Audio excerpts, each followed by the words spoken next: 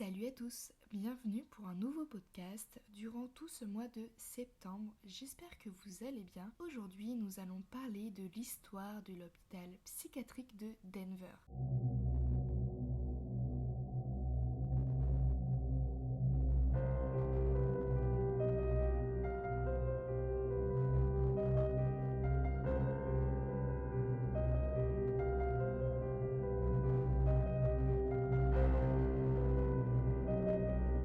La ville de Denver s'appelait autrefois Salem Village, un nom rendu tristement célèbre par les terribles événements qui se sont déroulés en 1692 et l'hôpital psychiatrique de Denver y fut construit en 1874.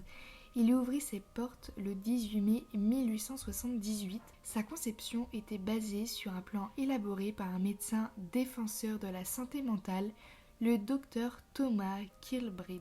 C'était un imposant bâtiment de style gothique construit en briques rouges à l'allure mystérieuse et inquiétante. Les soins fournis à l'époque se voulaient humains et modernes. L'utilisation de la conception et de la force physique était interdite. Les patients étaient occupés à diverses tâches.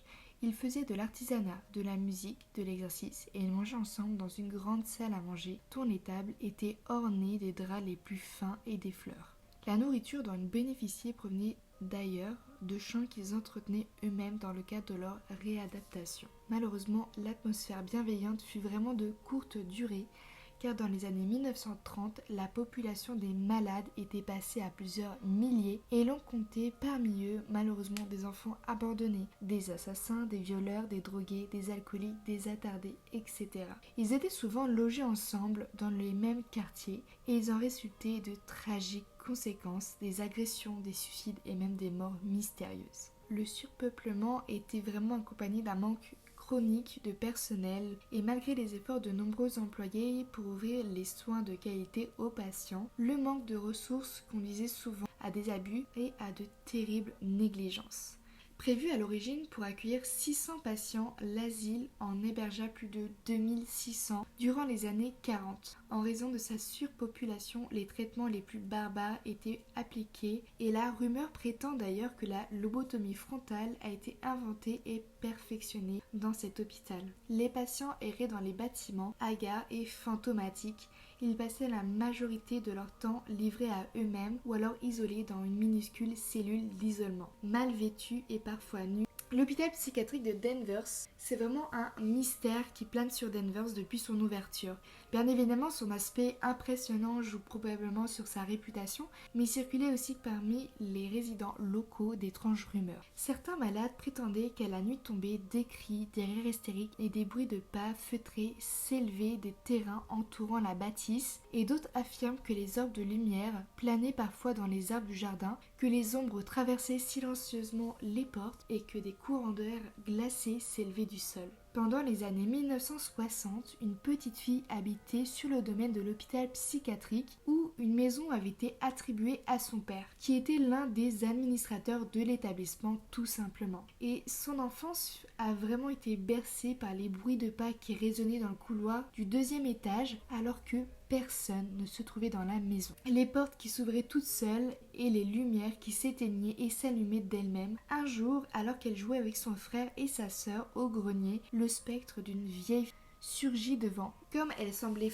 fort en colère, les trois enfants n'osèrent pas du tout bouger jusqu'à ce que leur mère leur donne l'ordre de descendre. Et une nuit, alors qu'elle dormait, la fillette fut brusquement tirée de son sommeil par une sensation très étrange. Quelqu'un tirait ses draps qui glissaient sur son corps. Elle se tourna vers la lampe de chevet, pensant que son frère lui faisait juste une blague, et en allumant la lumière, elle a constaté, à sa grande stupéfaction, que la chambre était vide. Elle en resta évidemment pétrifiée de peur, et cependant, pendant toutes ces années passées au sein de l'établissement, jamais elle n'a eu l'impression qu'on voulait lui faire du mal. C'est au cours des années 70-80 que de nombreux témoignages ont été rapportés après avoir aperçu le fantôme d'une jeune femme errant dans les couloirs de la 6e salle du rez-de-chaussée. et tout près de la cage d'escalier où s'était pendue une jeune fille bien des années auparavant. Depuis, l'hôpital psychiatrique de Denver fut officiellement fermé le 24 juin 1992 et laissé à l'abandon pendant plus de 10 ans. De nombreux curieux et chercheurs de paranormal envahirent alors les lieux. Les personnes qui visitent le vieil hôpital de cette époque le décrivent comme un endroit sordide et oppressant. En 2005, il fut vendu à des promoteurs immobiliers qui voulaient en faire un complexe d'appartements de luxe, mais malgré les protestations des défenseurs du patrimoine historique, la plupart des bâtiments originaux furent détruits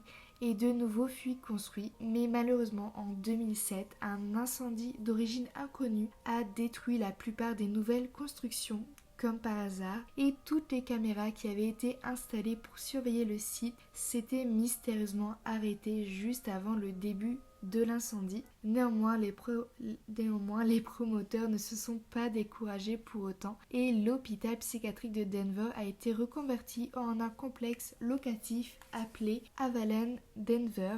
Ils n'ont toutefois pas osé détruire le cimetière de l'asile qui se trouve en bas de la colline de la résidence et ces nouveaux appartements bénéficient déjà d'une réputation épouvantable. Mais si l'endroit vous inspire, n'hésitez surtout pas, il en reste probablement quelques-uns à louer.